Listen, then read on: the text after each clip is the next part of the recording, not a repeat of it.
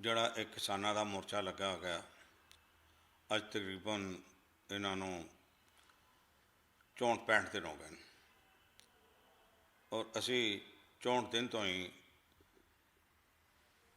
किसानों के जोड़ा ਸਿੰਘੂ बार्डर है उत्थे असी अपना लंगर लगाया श्रोमणी अकाली दल दिल्ली वालों और 64 दिन तो मतवातर साढ़े लंगर चल रहे हैं। हालात ये है कि मेरे को कई क्योंकि सारे पंजाब के है वो जान पछाण वाले निकल आते हैं, उन्होंने गलबात हो रही है। किसानों का इतना शांतमई अंदोलन मैं कभी नहीं देखा।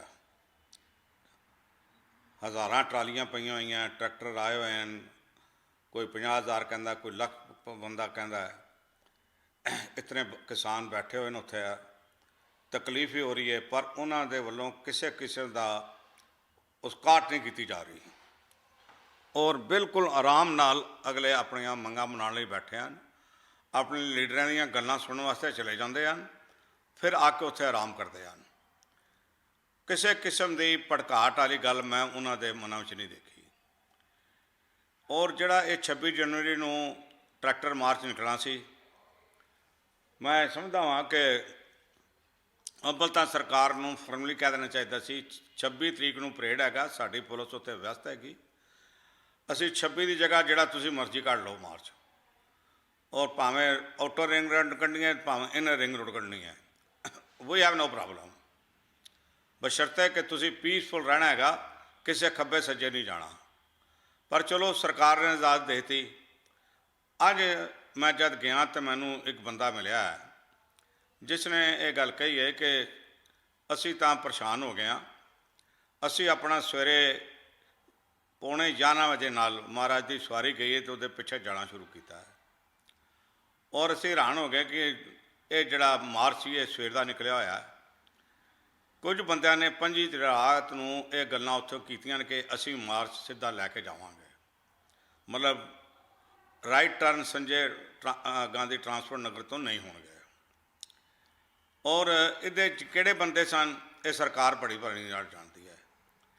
जिस तरह दीयां फोटोआं असीं देखियां, जिस तरह जान दिता गया, जिवें साडे कोल वीडियो आईयां, उस हिसाब नाल तो लगता है कि शायद जान के किसी ने उन्होंने लाल किले वाल भेजा ताकि उत्थे खराबी हो सके और किसान अंदोलन नूं भरिया जा सके। अज तक सरकार जिहड़ी सी वो गलबात लई 11 गलबात हो चुकियां सन, शायद 12वीं 13वीं तो गल मुक जा यार।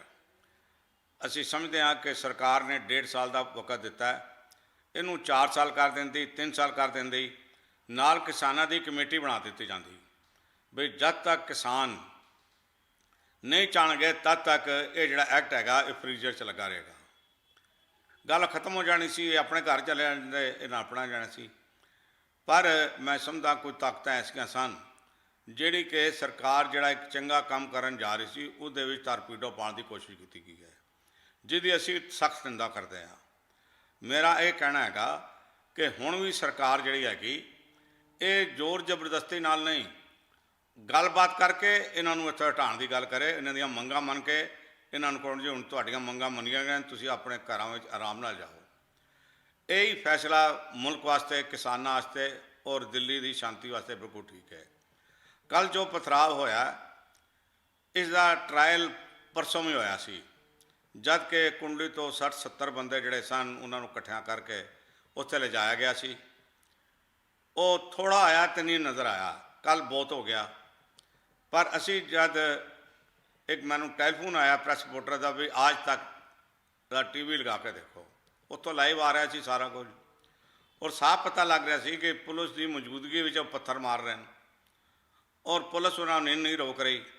मैं कह रहा बड़ा अच्छा होया है कि किसान दे जिहड़े आगू सन उन्होंने गल नूं वधण नहीं दिता, कहा भी तुसीं अगे बिल्कुल नहीं जाना। एक मुंडे नूं फड़ लिया गया, मैं नहीं पता उसका की कसूर सी, पर जिस तरह उसनूं कुटिया गया शायद मैं समझदा कि किसी इंसान नूं इस तरह मारना जिहड़ा हैगा इस युग दे विच, इस 21वीं सदी दे विच इस तो माड़ी घटना नहीं हो सकती। ये जिहड़ा मार कुटाई वाला नज़ारा है ये सारी दुनिया ने देखा होगा। साडे मुल्क की जिद्दी डेमोक्रेसी की दुनिया हामी भरती है, वो की वेखणगे इत्थे किस तरह बंदे नूं कुटिया जांदा। इस तरह तो शायद पशुओं को नहीं कुटिया जाता जिमें उस बंदे को कुटिया गया। मेरी हाथ जोड़ के बेनती हैगी कि हुण जिहड़ी गल हो गई है उन्हें वापस तो आना नहीं, जिहड़ा पानी वग गया उन्हें वापस नहीं आना। जिस तरह आज प्राइम मिनिस्टर साहब ने कहा कि मैं किसानों की टेलीफोन के ऊपर भी बात करने को तैयार हूँ, बिल्कुल ठीक है उन्होंने। हुण तुसी बुला के उन्होंने और आप गलबात शाम हो के होम मिनिस्टर साहब तुसी आप बैठ के इस गल नूं जब बैठोगे तो मसला हल करके उठाना, तुहाडी कोई दूसरी बैठक नहीं होनी चाहिए।